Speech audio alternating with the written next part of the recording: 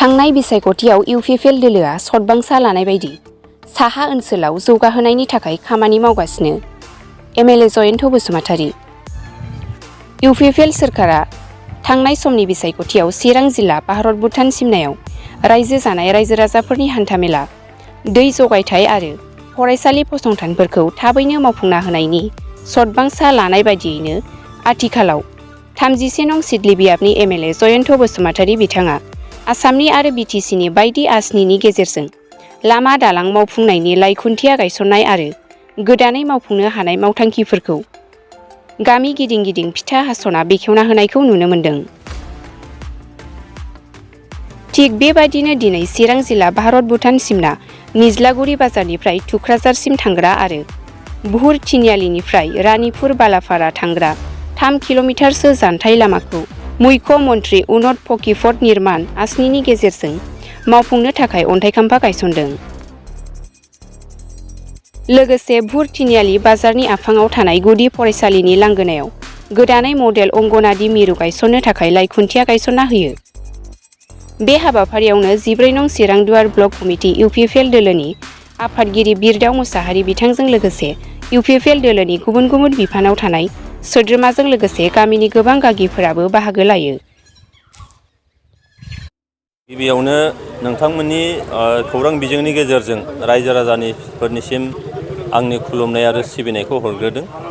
जे जोङो बुंदों जे जौगानाया जोंनि थांखि, ओनसोलखौ जौगाहोनाय, ओनसोलखौ राङारि बिथिं, जोंनि जगाजग बेबस्था, सोलोंथाइ फारफ्रोम दिगावनो जौगाहोनायनि जि मोनसे थांखि, जोंनि जि मोनसे सतबांसामोन, बे सतबांसाखौ जोङो दिनैहाय आसाम सोरखारानो जा, जोंनि बिटिआर सोरखारानो जा, बे मित्र जथनि सरकारा दिनैहाय सतबांसाखौ जोङो फुरा खालामनो जोङो जोबोद मोनसे थांखि लादों। आरो बेबायदियैनो दिनैहाय सान्थिफुरनिफ्राय सुबाइजारसिम जि मोनसे थुक्राझारसिम जि मोनसे मुख्य मन्त्रि उन्नत फकिफट आसनिनि गेजेरजों दिनै जोङो नैबे लामाखौ दिनै बे निज्लागुरियाव जोङो बेखेवदों।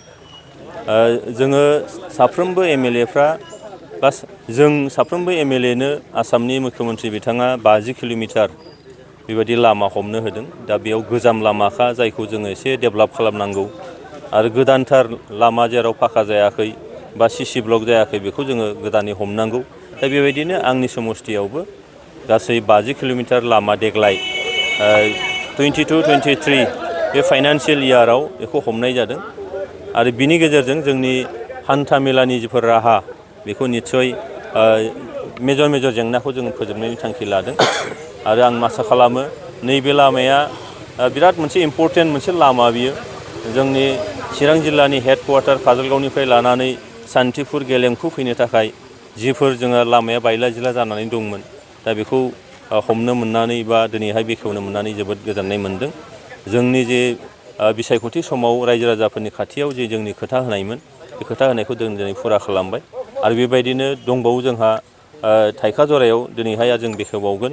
मैया निसिमा समस्थियाव 3 लामा जोंनि गार्जेन मिनिस्टार बिथां इउजि ब्रह्मनि नुजाथिनायाव बेखौ बेखेवनाय जादों। आरो मैया फुङावनो सामथाइबारि 13 चिरां समस्थिनि सिङाव थानाय बेयाव मानगोनां चिफ बिथांनि जानानै आङो लामाखौ बेखेवदों। दा बेबायदिनो आरोबाव माखासेया जोंहा काजलगावबो दंबावो, बिनिफ्राय जोंहा सालाकाथि समस्थियावबो दङ। बे समस्थिनि फारफ्रोमबो खना खनला समानै जौगानाय, समान मोनथाय बेखौ जोङो नाजाबाय थानाय जादों। मिजिं खालामदों मुख्य मन्त्रि बिथांनि जे सिमां, जोंनि बिटिआरनि चिफ मानगोनां बिथां प्रमद बर'नि सिमां आरो इउपिपिएल दोलोनि जेफोर मोनसे सतबांसा, बे सतबांसाखौ जोङो जेब्लाबो सुफुंनो थाखाय, रायजो राजानो जोङो उत्सर्गा खालामनो थाखाय, रायजो राजानो थाखाय बावनो थाखाय जों जेब्लाबो रेडि।